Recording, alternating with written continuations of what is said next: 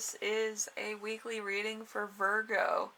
I have a lot of cards for you, and I have a lot of channeled messages for you, so there's a lot going on for you this week. So let's get into the first card, and then we'll get into the extras, alright?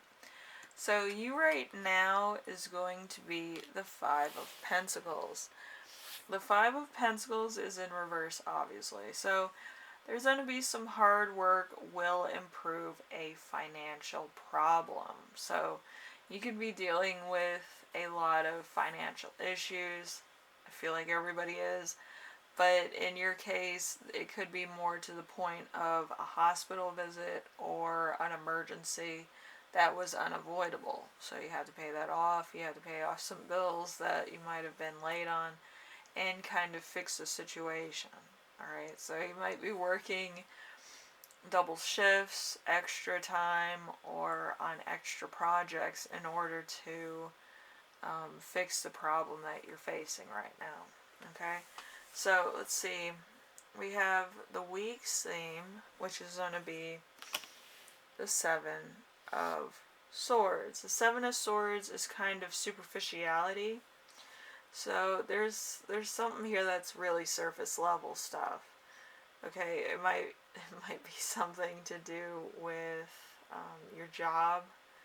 You might kind of have like a job at a salon or an artist type of thing, where it's kind of like nobody gets to know you like personally on a personal level, but they get to kind of know your attributes or like what you look like, that type of thing. So let's see. Number 3 is going to be the challenge of the week. The challenge of the week is going to be the King of Swords. The King of Swords is well-educated man with gift of logic. So this could be somebody that you know very well. It could be a father figure, a mother figure. It could be a friend. It could be somebody that you work with. But there's somebody here that is 100% right all the time. And it might be very hard to understand. It's like they did this, and this, and then they said this, and then that happened the next day. And you're trying to figure it out. Some people have gift of logic, some people have gift of reasoning, and some have the gift of like psychological, like this has happened before, I've seen the patterns, and they can kind of like do that. And I've seen a couple people that they don't need intuition, they just see a pattern and then they'll be like, oh yeah, that's gonna happen, that's gonna happen, that's gonna happen because this, and this. With me, I actually look at stars and constellations and how they are faced, what stars are lit up in the constellations. Actually tells a story in and of itself, where instead of having the entire constellation lit up and just having like the face or having like the paws or something, it tells a story as well. It's a different part of the whole thing, but it does get the point across exactly what's happening.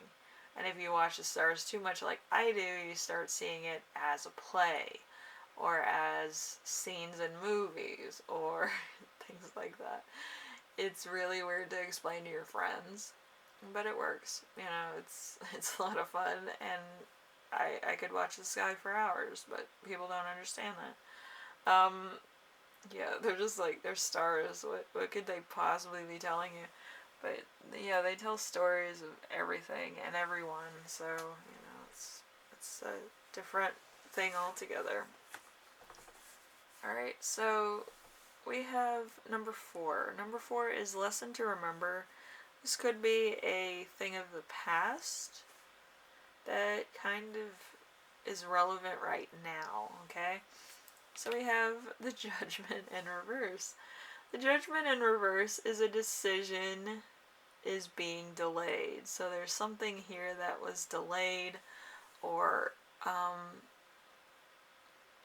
it was being looked at closer, or there was just a point of emergency, I feel, or there was something here that was just of utmost importance, and it might have been like you were on pins and needles, you were walking on eggshells, trying to figure out what would happen, hoping for the best, but a lot of stuff was out of your hands. Probably happened as a loss for a few of you. It might have been a win, and you were kind of in the midst of having a nervous breakdown. Either way.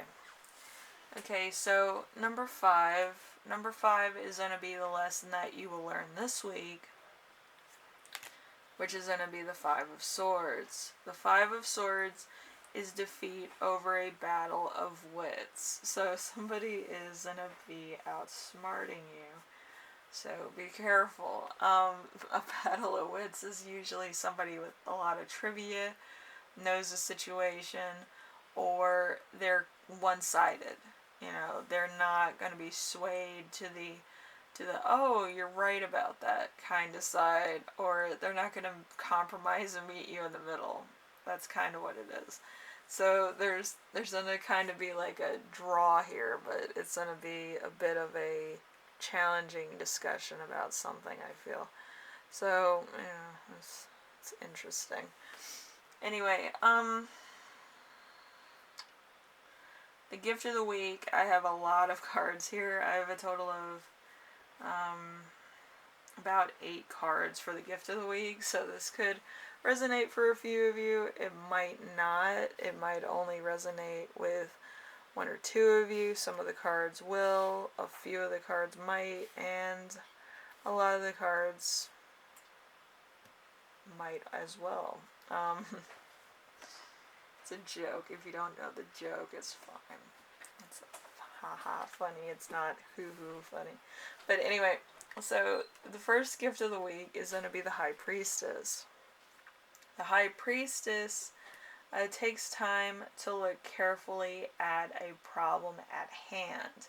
So you might have to kind of look at a problem overall instead of just little bits and pieces, or it's a one-size-fit-all problem solve, so you might actually have to think about this one. And then we have the second group, which, could resonate for everyone or just one person. It doesn't have to be like all these have to resonate. We have the Queen of Swords. The Queen of Swords is an intelligent, perceptive person. So this could be somebody that's talking to you, trying to defuse the situation and help you out. Or it could be me. It could be a possibility. Or it could be somebody else that is kind of seeing, a pattern with you and your situation. So there could be a lot of things going on. Okay? So people are trying to help you out as much as they can. And some other people might be kind of set in their ways, I would say. So just be aware of that. It's not people's fault if they fall into a pattern of, oh, that's gonna happen again and all this. I've met a few of those people myself, and you actually have to prove that their patterns are incorrect, and it could take a while and a lot of research. So just don't get into that. I have, and I've actually made people cry. But anyway, so number 3 is going to be the 8 of Wands. So group 3, if this resonates. The 8 of Wands is going to be fresh ideas or opening up possibilities for you. So it might just come out of thin air. It might come from a discussion. It might come from somebody else entirely. So it depends of who you're actually, talking to and what comes up and how the flow of your life is going. So, a lot of stuff could come your way. So let's see. We have group 4. Group 4, we have the 2 of Cups. The 2 of Cups is love, harmony, and partnerships. So you might actually be in a relationship, starting a relationship, going back to an ex, meeting up with an ex, actually meeting their friend, getting with their friend, or meeting somebody that's completely out of the norm for you. That is more, that you connect with. I feel like this is a longevity type of relationship. So, number 6, the sixth group, we have the Hierophant. The Hierophant is the gateway to way of secrets and knowledge. So there's some secrets, there's some knowledge going on here. And you might get to learn a little bit about certain things that you have questions about, or certain patterns, certain issues, certain ways the universe works. I could tell you that all day. But yeah, I mean it has to do with perspective. Alright, so somebody else's perspective is very different from yours, and vice versa. So everybody, everywhere. Anyway, so we have the next group, which I lost count. Number 6. The 6 of Cups. So happy memories, old friends, and lovers. So you might actually be in a gathering with people. You might be with your friends. You might be with your family. You might be with some old classmates. Just chilling out. Number 7. We have the Empress in reverse. So creativity is blocked for you. It could be just that you're going through an existential crisis. What's to the point of going through an existential crisis? Is what you're doing correct? Should you be doing this? Should you be doing something else? Is something else going to be more suited to your personality, strengths, and weaknesses? Or do you stay on track with this? It's very, very hard to see the trees from the forest sometimes. But I feel like you're fine. It's just a point where you're kind of like, I don't think I should be doing this anymore. You might actually need to take a breather or go on a vacation so that you can kind of think things through. Anyway, we have the last card for the last group, which is going to be the King of Wands in reverse. So, a unpleasant person. There's somebody that's going to be very unpleasant. You can be unpleasant. There just could be somebody that's just totally just causing trouble. I feel like it might be an older person, or it might be somebody who's very young and naive. My French teacher, when I was in school, used to say, "I have no time for your foolishness. You need to do your homework." and that's kind of the mentality I'm getting. It's either you or this person that is kind of pushing their beliefs on you, and it might not be the right ones. So you're against it because you kind of have your own set, and they have their own set. So it's kind of like you can't explain anything to them. It's their way or the highway. Or they have very different issues and things that actually drove them to that point in their life. So, some people don't trust other people. Alright, so we have the channeled messages. We have a relationship expert speak of focusing on your relationship first and foremost. You could do that if you want, depending on how you feel about it. But some people, they kind of feel like they've run out of time, or they've outgrown a particular situation, relationship, or person. Where this person could be still stuck in high school and you've already moved on to college-like things or life-size things. You know what I mean? You're not taking anything bite-size anymore. By any means necessary. But yeah, you could have actually outgrown a situation, or a situation hasn't turned out the way you planned it. So there's that. There's administrative. So there's some type of government or school related issue. Let's see. Reinventing yourself. So you might be reinventing yourself for a particular reason, or maybe it's just as a refresher for your image.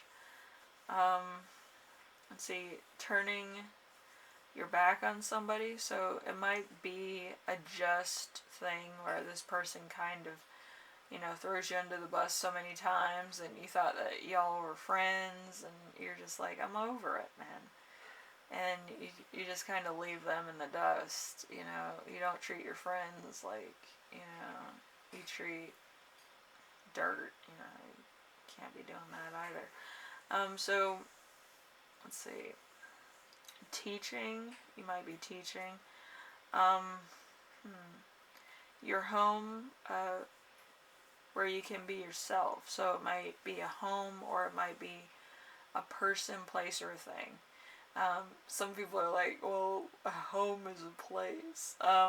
No, actually, in astrology, home can be where you feel most comfortable. It could be around a certain bunch of people. It could be with a person that you like, or a friend that just makes you feel like yourself. You know, they know you better than anybody else, or they know what you're going through, or they're your soul family, and they're just kind of like, oh yeah, do that, and then, you know, do that. And it works. Like, it would make sense to you if they said something to you, other than, like, oh, you know, you have to look at it through both angles or whatever. And your soul family's going to be more down to earth with you. They're going to give you all the advice and knowledge you need to make your own prime decision, but at the same time they're going to give you the encouragement like you were never alone in the situation. So that's kind of what I'm getting. So a romantic holiday. So there's going to be somebody going on holiday. An old flame resurfacing, so have a friend. In me. Soulmate sex, so you might meet your soulmate, and children in school. So if you have kids, they might actually be starting school, and you might actually be a little bit emotional, which is cute. You know, all parents get emotional when their kids go off to school, and you're like, I trained them, and I made sure that they had pants on this time. I'm so proud of myself. Believe me, I've seen it too often. I used to babysit a pair of kids where their parents worked late, and then they got home, like, probably after the fact the bus, like, took off. So, like, I would be there at the bus and, like, seeing kids go to their first day of school, and it was funny. Anyway, emotional for them, funny for me, because I'm just thinking, like, they're gonna be come home, hopefully, you know, probably dirty, probably needing their parents to help them out, or missing their parents. Actually, some kids actually miss their parents all day when they start school, so it's gonna be very emotional for both sides of the coin there. So anyway, Virgo, hopefully this helps you out in some way, shape, or form, and it gives you, like, a new look on a situation. I know a lot of people kind of need guidance at the moment, mostly for financial reasons, but other people would probably need it for decision-making things. But I feel like you need to know what you're doing in order to get where you're going. Okay, I'm a big believer in educating yourself, and then you kind of get what you need out of a situation, and then you move on to the next thing. Okay, so Virgo, I will see you in the next reading. Hopefully this helps you out in some way, shape, or form, and it gives you a new outlook. Alright, I'm going to see you in the next one. Alright, later.